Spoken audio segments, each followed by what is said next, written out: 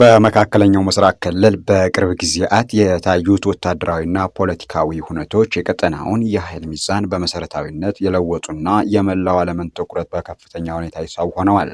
ይህ ቀጠና ላለፉት አስርተ ዓመታት የታዘበውን አንጻራዊ አለመረጋጋት ወደ ሙሉ የነበልባል ውቅያኖስ የለወጠ አዲስ ምዕራፍ ውስጥ መግባቱን የጂኦ ፖለቲካ ተንታኞች በአንድ ድምፅ እየተናገሩ ይገኛሉ። የቀይ ባህር፣ የፋርስ ባህረ ሰላጤና የሜዲትራኒያን ባህር አቅጣጫዎች በአንድ ጊዜ የተከፈቱባቸው የውጊያ ቀጠናዎች በመሆናቸው ቀጠናው የግጭት ዓላማ አቀፍ የኢኮኖሚና የደህንነት ቀውስ ፈጥሯል።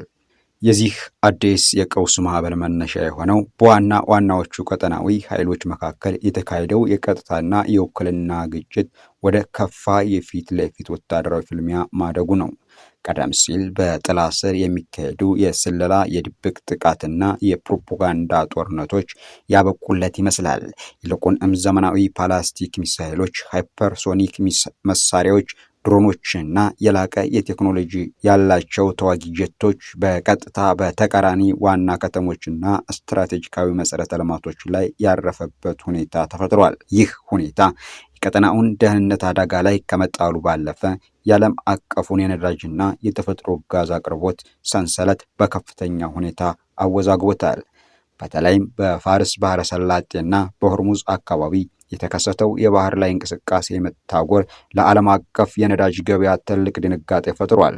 የዓለምን የነዳጅ ምርት ከፍተኛ ድርሻ የሚሸፍኑት ግዙፍ የነዳጅ ጫኝ መርከቦች በአካባቢው የሚደረጉ የድሮንና የባላስቲክ ሚሳኤል ጥቃቶች ስጋት ምክንያት መስመራቸውን ለመቀየር ወይም ጉዟቸውን ለማቋረጥ ተገደዋል።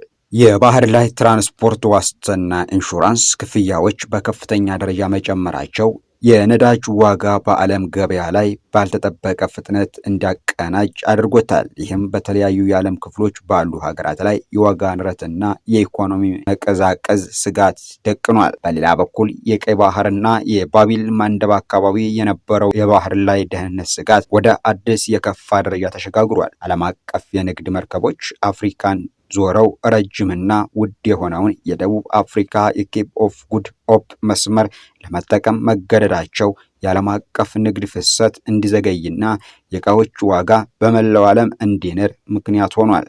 ቀጠናውን ለማረጋጋት በሚል የተዘረጉት ዓለም አቀፍ የወታደራዊ ባህር ኃይል ጥረቶችም ቢሆኑ አዲስ የቀሰቀሰውን የመሳሪያ ስልትና የድሮን ጥቃቶች ሙሉ በሙሉ ማስቆም አልቻሉም። በዚህ የጦር ነበልባል ውስጥ ዋናውን ሚና የሚጫወቱት አካላት የያዟቸው የጦር መሳሪያዎች ዘመናዊነትና የጥቃት ስልቶች መለወጥ የችግሩን አደገኝነት አጉልቶታል። ሰው አልባ አየር ድሮኖችና እጅግ ዝቅተኛ አየር ላይ በመብረር ራዳር የሚያልፍ ሚሳኤሎች በስፋት ጥቅም ላይ መዋላቸው ባህላዊ የጸረ አየርና ሚሳኤል መከላከያ ስርዓቶችን ውጤታማነት ጥያቄ ውስጥ ጥሎታል። ይህም ጥቃቶቹ በሚፈለገው ኢላማ ላይ በቀላሉ እንዳርፍና ከፍተኛ ውድመት እንዳደርሱ አስችሏቸዋል። በስትራቴጂካዊ የወታደራዊ አየር ማረፊያዎች፣ የኃይል ማመንጫዎችና የኮሙኒኬሽን ማዕከላት ላይ የደረሱት ጥቃቶች የሰዎችን ሕይወት ከመቅጠፋቸው ባለፈ የበርካታ ሀገራት የዕለት ተዕለት እንቅስቃሴና አገልግሎት አሰጣጥ ሽባ አድርጎታል። በዲፕሎማሲያዊ ረገድም የዓለም አቀፍ ማህበረሰብ የተከፋፈለና ጠንካራ ውሳኔ ማሳለፍ ያልቻለበት ሁኔታ ይታያል። የካውከስ እና የአውሮፓ የጂኦፖለቲካዊ ውጥረቶች ከዚህ ቀጠና ጋር በመቀላቀላቸው በተባበሩት መንግስታት ድርጅት የጸጥታው ምክር ቤት ውስጥ የሀያላን ሀገራት ተቃራኒ አቋም እና የቬቶ መብት አጠቃቀም ውጤታማ የሰላም ውሳኔ እንዳይመጣ አግደዋል። ምዕራባውያንን ሀገራት በአንድ በኩልና እንደ ሩሲያና ቻይና ያሉ ኃይሎች በሌላ በኩል የያዟቸው ስትራቴጂካዊ ፍላጎቶች በመካከለኛው ምስራቅ ለተቀሰቀሰው ቀውስ አፋጣኝና ዘላቂ መፍትሄ የማግኘት እድሉን አጥበውታል። ከዚህ ጎን ለጎን ሰብአዊ ቀውስ አሳሳቢ ደረጃ ላይ ደርሷል።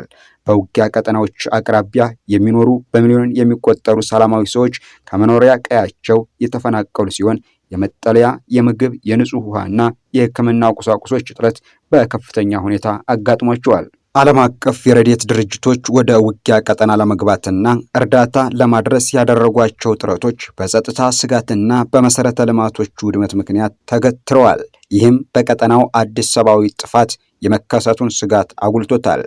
በአጠቃላይ በመካከለኛው ምስራቅ የተቀሰቀሰው ይህ አዲስና ከፍተኛ የውጥረት ማዕበል በክልሉ ወታደራዊና ፖለቲካዊ አሰላለፍ ላይ ብቻ ሳይሆን በመላው ዓለም የኢኮኖሚ የኃይል አቅርቦትና የደህንነት ስርዓት ላይ ዘላቂ ጥልቅ የሆነ ተጽዕኖ እያሳደረ ይገኛል።